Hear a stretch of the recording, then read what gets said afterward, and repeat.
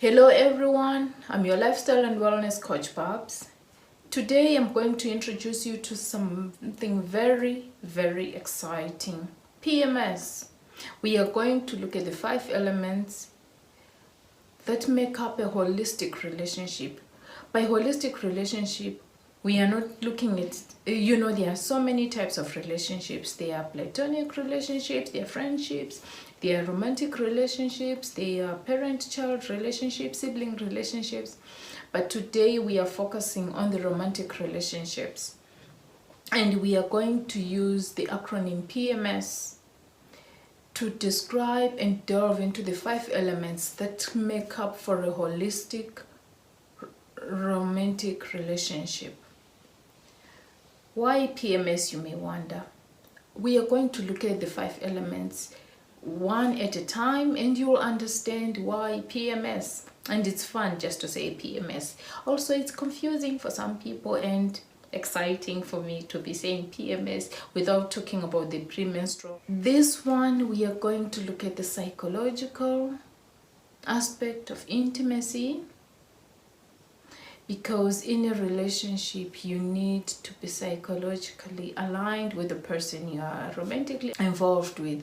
So we are going to look at the psychological aspect, the metaphysical aspect, the sexual aspect, the social aspect, and the sensational aspect of the intimacy that is required for a relationship to be holistic.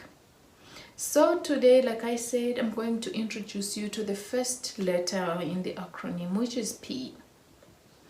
P stands for psychological intimacy.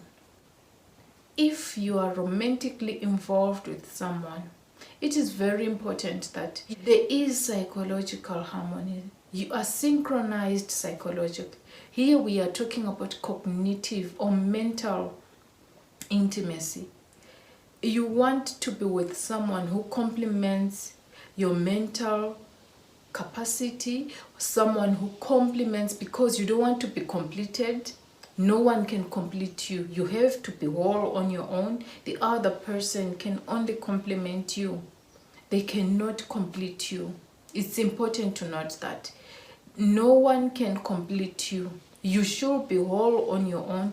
You should come together as two wholes that are just living in harmony together, that complement each other, that help each other. You don't want to create a codependency or independence. You need to find a balance where there's mutual dependence between the two of you. There has to be a balance, a uniformity in how you complement each other and how you help each other out. So psychological intimacy, we are talking about someone who, let's say, who gets you, the way you process things, the way you perceive things, the way you think about things, the way you are who complements your creativity, someone who complements your thought patterns, someone who understands your cognitions, how you think and perceive the world around you. It's important. But if you're with someone, let's say you are someone who's inventive, you're creative, you have all this, you're oozing with this creativity, and then you are involved with someone who is just complacent, who is not driven, who does not see a need to better themselves or to do better than what they are doing already, or to grow in any way, you realize that you get frustrated. And once you get frustrated in a relationship, there's so much complaining, there's so much whining, there's so much displeasure, and in the end it may grow into anger and bitterness, and you also start giving up on your own dreams because the person you're involved with, the person who is supposed to be complimenting you, is not doing that. You end up with friction in the relationship. So it's important to make sure that you are involved with someone who's compatible with you psychologically, who is thinking or mental capacity or level of cognition is at par with yours. Someone who understands why you think the way you think. I'm not saying now you have to look for someone who is an extension of you, someone who just thinks exactly like you, but you both need to complement each other. It's important to be on the same intellectual level with a person. That way they understand when you want to improve yourself, when you're thinking outside the box. Someone who does not believe in contentment or in the comfort zone, hence refusing to acknowledge that there are glass ceilings. Some are self-imposed, some are socially imposed, some are religiously imposed, some are politically imposed, but there are glass ceilings in our lives.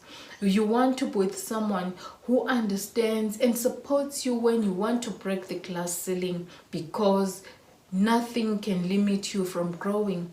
You want someone who will even give you the tools to break the glass ceiling, so that you get better, so that you improve yourself, so that you are also growing together, and you also want to be exactly that for the other person.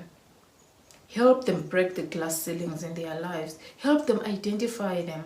But if you are not in harmony, if there is no synchronicity between the two of you, you realize you become frustrated.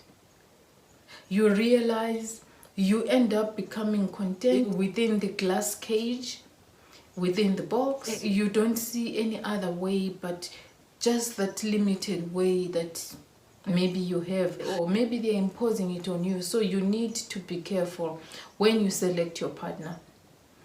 Are you psychologically intimate? Because intimacy is not just about maybe sexuality or sex. You need to be able to relate on so many levels. You need to be in harmony with each other on so many levels. So if you're okay, if you are happy with each other psychologically, it's easy to deal with other things that happen or that life presents towards you. And it's easy for you to grow. It's easy for you to transform. Because if you're not growing, you are dying. So for a relationship to keep getting better, and you guys keep getting closer, and you feeling that growth, that transformation, that regeneration, that healing, it could be from past wounds, from whatever traumatic experiences, you need to be with someone who complements you, someone who understands the need to be growing, to be getting better, to be improving. Someone who complements you psychologically makes for a far more romantic person than someone you just have nothing else in common but the mutual sexual attraction. There has to be more to a relationship than just sexual attraction. So psychological attraction is very important. It's the number one thing you need to look at in your relationship. Are you psychologically compatible? Do you complement each other mentally? Are your cognitions on the same level? Do you vibrate on the same level? Are you dreamers? Are you dreaming together? Are you working or striving towards something bigger than what you are, or than where you are, something better, something bigger, something even more brighter than what you have right now? So it's important to make sure that there is psychological attraction. That kind of intimacy cannot be compromised on. You need to make sure that you are in harmony, you are in sync psychologically. Because imagine when you remove the other elements of intimacy, what do you remain with? You need to be able to communicate. You need to be able to function, to support each other, to help each other grow mentally. It's important. in as much as you are growing in other areas, in as much as your relationship is growing, you need to make sure you are with someone who complements you cognitively, someone who is in support of your mental development, mental growth, mental stability as well. You don't want to end up with stress or with depression because you are not in agreement with the person. They are stifling your cognitive or your psychological growth or your psychological thriving. You are not even thriving because you are in the wrong relationship. So it's important to make sure that when you are attracted to someone, I know we are visual beings, it's easier to first find the first attraction maybe just visually by the aesthetics, the appearance, or it could be the clothing, the hot body, and what all those things that we look at that are physical. But can we really connect on a psychological level? Some people are yummy to look at, but they are so dull. So is that what you want? If I may say dull, that's almost not almost, it's actually judgmental, because some people, that's who they are also. So if there is harmony, if you're in sync in your psychological attraction, then you are in a good space. It's the first step towards a healthy holistic relationship. So the first P in the PMS of a holistic relationship is psychological attraction. Thank you for joining me. Now it's time to reassess your relationships and see, are you in sync psychologically? Do you complement each other psychologically? Do you get each other psychologically? Can you say there is an attraction, a romantic bond that is psychological in your relationship? It's important to answer these questions. And like I said, there are 5 elements to having a holistic relationship. So it's important to make sure you have the psychological attraction. Thank you for joining me.